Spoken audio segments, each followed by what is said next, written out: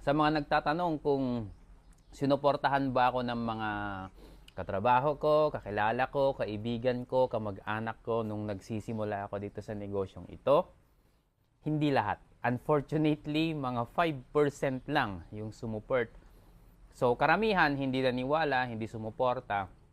Pero, hindi ko ginawang dahilan yon para tumigil dito sa JC Dropshipping Business.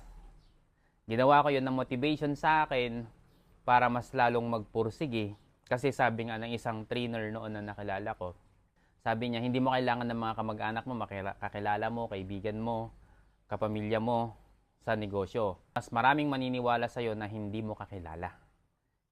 Tanong niya sa akin, ano ba yung mas marami? Kakilala mo o hindi mo kakilala? Siyempre, mas marami yung hindi ko kakilala. Kaya sabi niya sa akin, mas malaki yung potential market mo kung ganon. So sa mga nakakaranas po ngayon na nagsisimula ka, tapos yung mga inaasahan mong susuport sa'yo ng mga kamag-anak, kakilala, kaibigan, katrabaho, hindi sumusuporta, huwag kang mag-alala.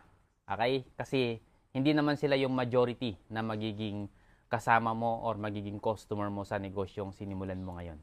Yung mga hindi mo kakilala, yan yung mga susuport sa'yo. All you need to do is to provide value to them.